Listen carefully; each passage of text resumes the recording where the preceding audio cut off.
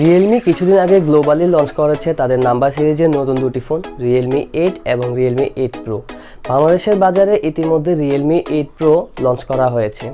তো বন্ধুরা, আজকের এই ভিডিওতে আমি আপনাদেরকে জানাবো Realme 8 5G ফোনের বিস্তারিত সকল তথ্য এবং সেই সাথে জানাবো এটি বাংলাদেশে কবে নাগাদ লঞ্চ হবে এবং লঞ্চ হওয়ার পরে এই ফোনটির প্রাইস কেমন হতে পারে।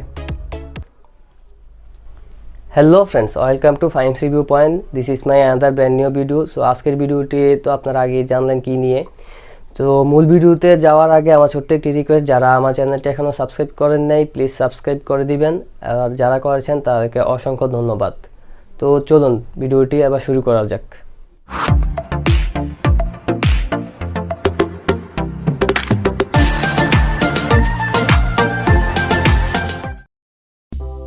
ফোনটিতে গ্লোসি ফিনিশের সাথে ব্যাক সাইডে ব্যবহার করা হয়েছে পলিকার্বনেট।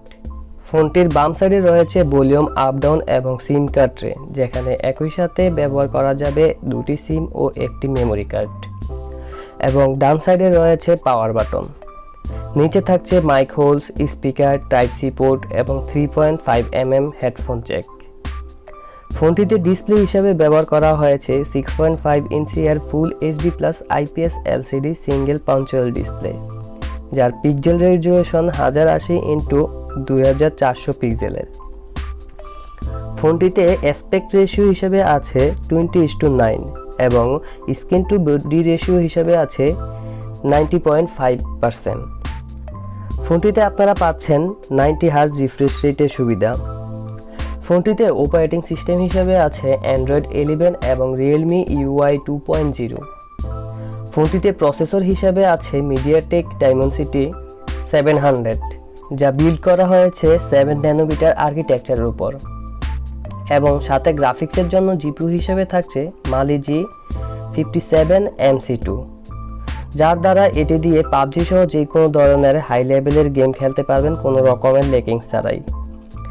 এই ফোনটি 4/128 এবং 8/128 এই দুটি ভেরিয়েন্টে লঞ্চ করা হয়েছে, এবং ইন্টারনাল স্টোরেজ হিসেবে এটিতে ব্যবহার করা হয়েছে UFS 2.1। ফোনটিতে আপনারা মেইন ক্যামেরা হিসেবে পাচ্ছেন 3 ফুল ক্যামেরা সেটআপ, যেখানে প্রথমটি হচ্ছে 48 মেগাপিক্সেলের একটি মেইন ক্যামেরা, যার অ্যাপারচার 1.8। এই ক্যামেরাতে ব্যবহার করা হয়েছে স্যামসাং AGM1 এর সেন্সর। দ্বিতীয়টি হলো 2 মেগাপিক্সেলের ম্যাক্রো ক্যামেরা এবং তৃতীয়টি হলো 2 মেগাপিক্সেলের ডেপথ সেন্সর। এগুলো দিয়ে আপনি 4K তে ফুল এইচডিতে ভিডিও করতে পারবেন, এবং সাথে থাকছে EIS এর সুবিধা। ফোনটিতে সেলফি ক্যামেরা হিসেবে পাচ্ছেন 16 মেগাপিক্সেলের একটি সিঙ্গেল ক্যামেরা। এছাড়াও আপনারা ফোনটিতে আরও পাচ্ছেন ওয়াইফাই, লাউড স্পিকার, ব্লুটুথ 5.1 এবং FM রেডিও। ফোনটির নিরাপত্তার জন্য দেওয়া হয়েছে ফেস আনলক এবং সাইডে মাউন্টেড রিয়ার ফিঙ্গারপ্রিন্ট সেন্সর। ফোনটিতে পাওয়ার ব্যাকআপের জন্য থাকছে 5000 mAh এর একটি ম্যাচিভ ব্যাটারি, এবং সেই সাথে থাকছে 18 ওয়াটের একটি ফাস্ট চার্জার, যা দ্বারা ফোনটিকে ফুল চার্জ করতে সময় নিয়ে নেবে অনেক, প্রায় 2 ঘন্টার মতো। ইন্ডিয়াতে এই ফোনটি 4/128GB ভেরিয়েন্টের দাম রাখা হয়েছে 14,999 রুপি এবং 8/128 রাখা হয়েছে 16,999 রুপি। বাংলাদেশের বাজারে এই ফোনটি অফিসিয়ালি লঞ্চ হওয়ার সম্ভাবনা খুবই কম, কারণ আগামীতে আগে লঞ্চ হবে Realme 8 4G ভার্সনের ফোনটি। তবে আনঅফিসিয়ালি পাওয়া যেতে পারে, সেই ক্ষেত্রে ফোনটির দাম পড়তে পারে 20 থেকে 22,000 টাকার মধ্যে।